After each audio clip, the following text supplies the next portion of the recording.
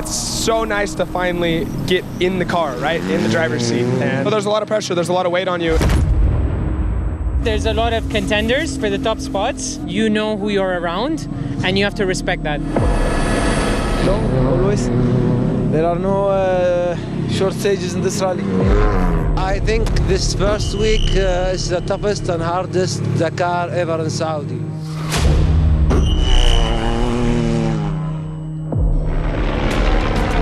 The Portuguese rookie racing for the Red Bull Off-Road Junior team has made a real impression so far in this Dakar with consistency and great stage placings. Keep your eyes on Guerrero. Another rookie, the man from Southern California, made a big impact winning the prologue. Corbin Leviton maintained a high position and was challenging for the overall victory until stage 5. With ambition of becoming the first Saudi to win the Dakar, Yazir Saidam was filled with confidence. A power steering issue meant that he was unable to finish stage 1. He's out of the overall fight, but he's fighting for stage victories, victorious on stage 5.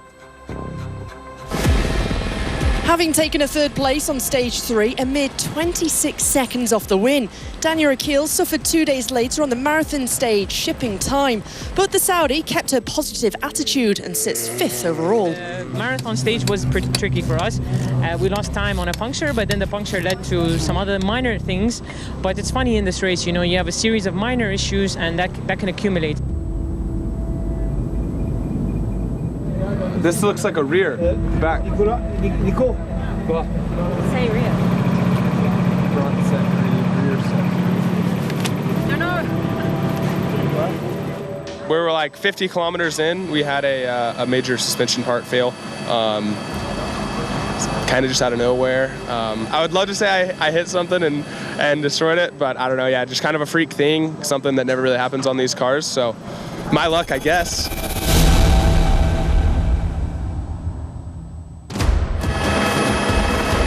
In his 7th Dakar participation, Dutchman Paul Spearings has been mightily impressive in week 1. A stage victory in the 48-hour chrono, and having had no mechanical issues so to speak of, the man from Rebellion Spearings team sits 3rd overall. Gonzalo Guerrero had the expectation to simply finish on debut. So far, he's exceeding that, and the win isn't out of sight either. Didn't expect that my first Dakar would be that good, my first week. Of course, it was tough, but Dakar is about challenge, challenge your body, challenge for the car. So far, there's only been one leader in this Dakar in the challenger category. That's 33-year-old Nicolas Cavigliasso. The Argentinian has won 3 stages and so far has got through unscathed. He leads by 28 minutes to rookie Guerrero. A very difficult week of this Dakar. A lot of hours in the car, a lot of stones, a lot of navigation. I think that it's well known to be difficult, and really it was. Cavigliasso leads the challengers by over 28 minutes to rookie Guerrero, while Spearings rounds out the podium.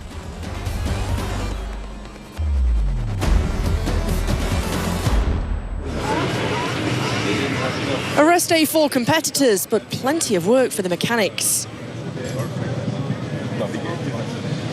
All my Dakars, the second week is better than the first week when we drive them in the sand. So I think, and I hope, we go a little bit up, and yeah, we hope and we drive with crossed fingers. Whilst the challenges are stripped down and each and every component meticulously taken care of. I like the terrain, I like the sand dunes, but I have to remain careful and I can carry on moving forward because the guys behind are just 30 minutes away. So there's a feeling of enjoyment, but having to be very careful. We'll see what happens.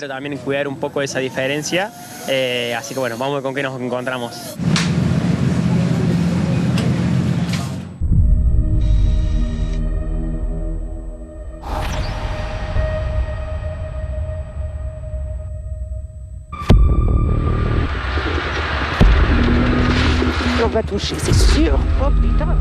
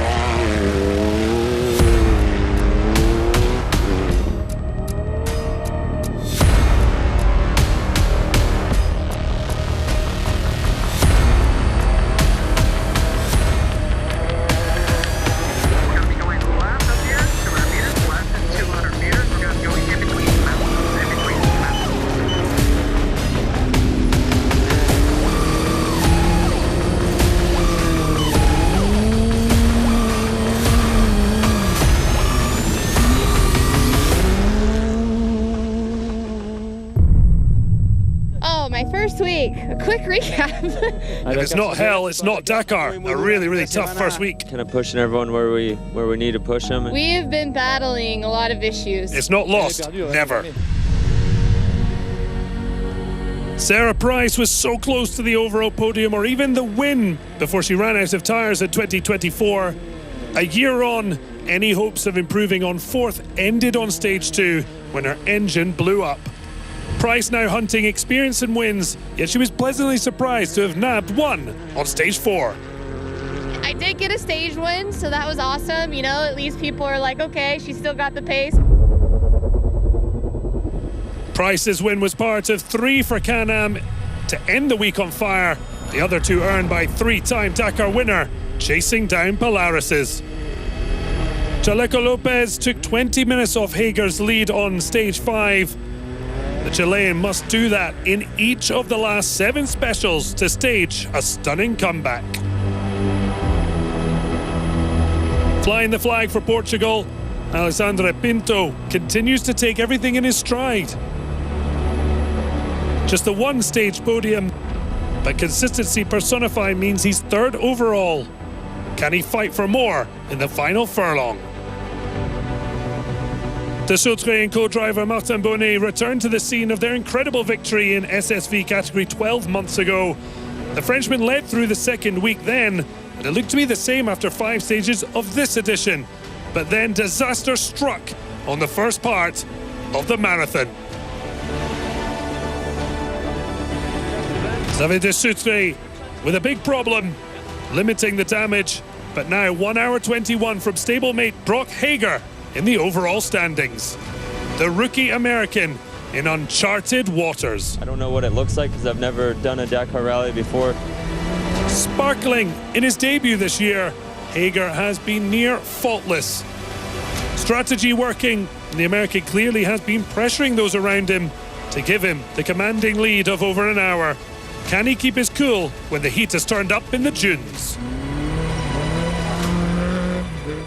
For me, it's just going to be taking it day by day. Looking forward to the first day after rest day, and we'll see kind of how that goes and see where we lead from there. Chaleco has to hope for more Polaris problems. 2 hours down from Hager. De Sautré still on the podium with Pinto in 3rd. Well, Polaris has 2 cars up front. Now just Hager. Can-Am, maybe a long way to go, but they're not giving up the fight. Ending the week with 3 straight wins, Chaleco, a man on a mission. Well, the second week is going to be very complex. We're going to attack from the word go and see day by day. Our goal is to reach the finish in the best possible manner. We're very motivated with Juan Pablo and all the team, and we hope we can enjoy it.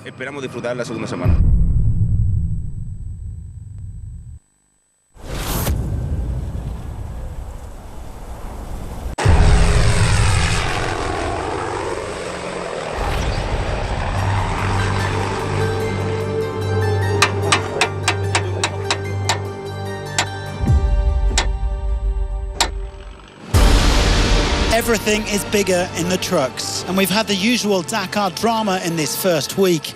The vehicles are heavier, the problems are harder to fix, and the time losses are more significant. Overall favourites have seen their hopes fade over the Saudi soundscape, while others have exceeded expectations. Oké jongens, go, go, go, go. Allez, gewoon 25 Vaidotas Jala made a fine start to his first Dakar in this class, despite a few misadventures with the windscreen. After 9 editions in a car, the Lithuanian was running 3rd overall until yesterday's 5th stage, when big technical problems dropped him down to 8th. Yeah, it's quite a learning curve. I thought that the adaptation would be much quicker, but every day we have to learn something, and usually the hard way. In 4th overall at the rest day is Martin Scholtis, who's spearheading the Tatra Bagheera team.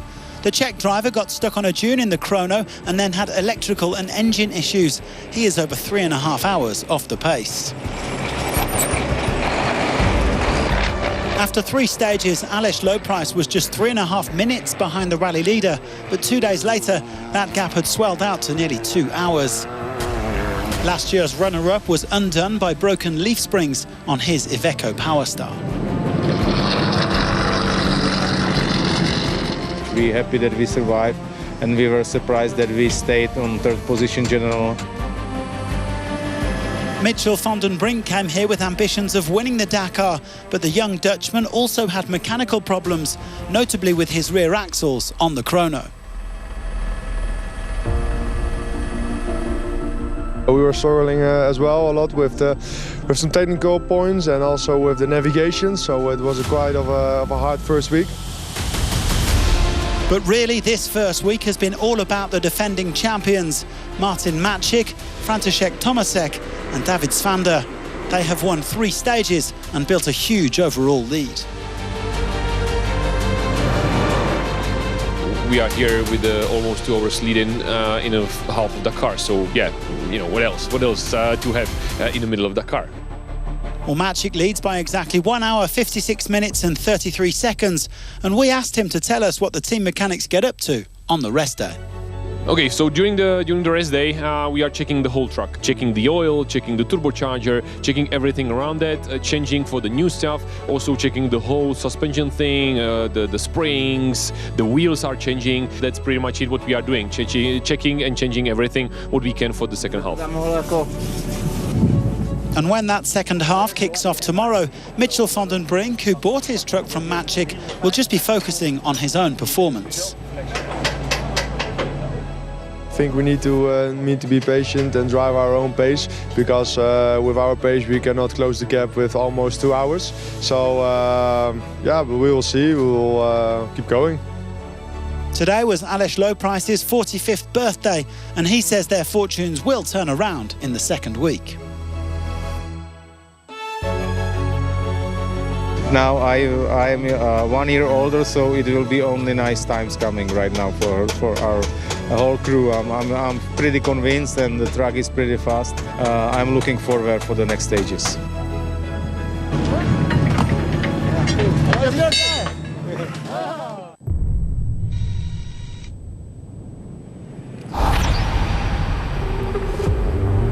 The days go by, and the terrain is getting tougher and tougher for the competitors of Dakar Classic.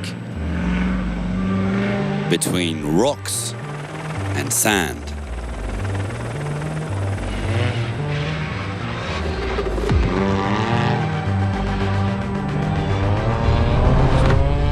And sometimes very soft sand.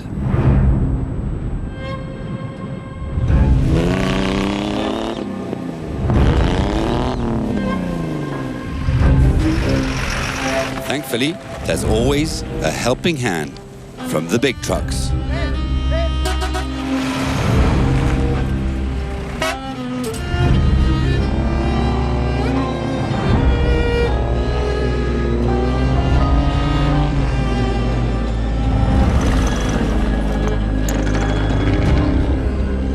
The whole way for two-wheel drive.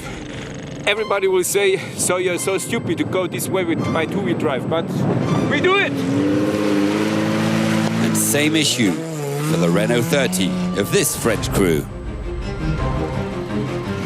4 times already. 4 times that we get stuck. We shoveled and did 10 meters. We shoveled again and again did 10 meters. We broke the transmission, so we're now only on two-wheel drive. We don't have a rear gear and the cylinder is out. But we're still cheerful. Oh no, not that. Why that as well?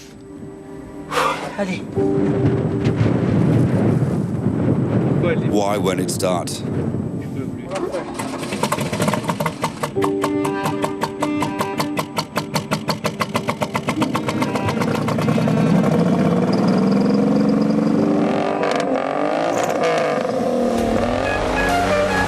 And the rally could go on for the vintage Renault. No issues, however, for the leaders of Dakar Classic. Juan Morera remains 3rd overall, still within shooting distance of the leader. The title holder, Carlos Santaolalla, is just 31 points adrift in 2nd spot. And still in the lead of this regularity rally is experienced Lorenzo Traglio in his Nissan Patrol pickup.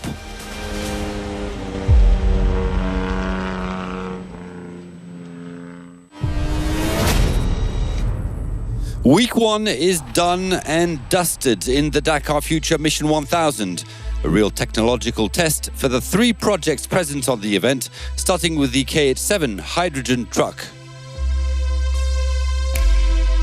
This year we worked on improving many things on the truck.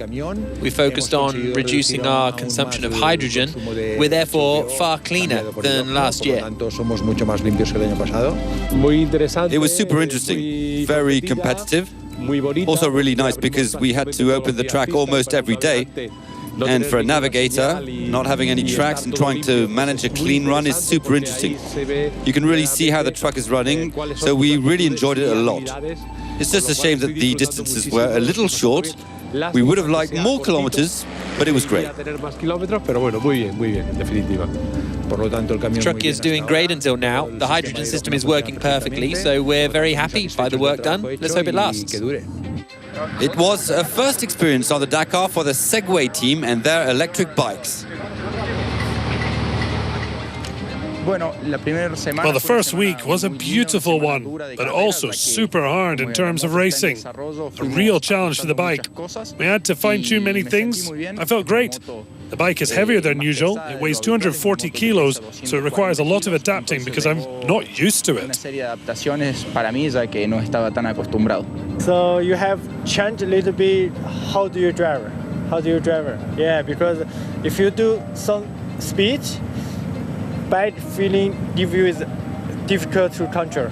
So it's difficult. Back on Mission 1000 for the second year is the Heist project, set up by 5 of the main Japanese manufacturers. Some good experience, a lot of data for we improve. This year we put another tank inside of the car and we improve the power. All the team has progress between the first day and today. The process is to develop the engine, you know. Our main difficulty is the mileage we have to do. We are quite in the limit. Hydrogen power is so good, but we must be control fuel consumption and some RPM, you know, many data we have to get, yeah? It's now time to focus on week 2. The goal is to try and finish every stage in the best possible way. It's a big challenge for the bike, but it's to make sure it goes well in the years to come, and the bike goes well. Every day we try to improve the hydrogen system. We have the engineer in the cabin. He can focus on the data during each liaison and work on the engine map. We can then use that during the race and see if it's efficient or not, and if we have to change it for the next day. What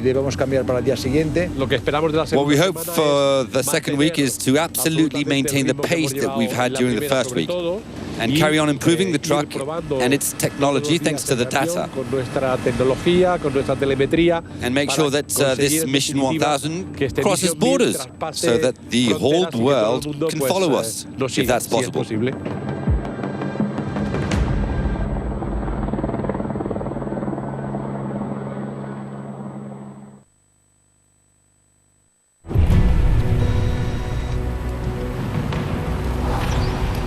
Tomorrow, back on the road.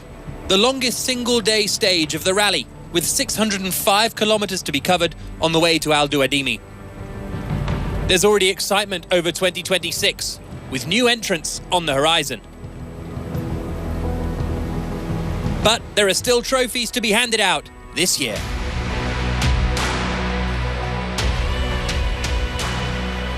Despite it being the rest day, we aren't even halfway through the rally yet. 5 stages down, 7 to go. Some of the machines have been almost entirely rebuilt today, ready to go.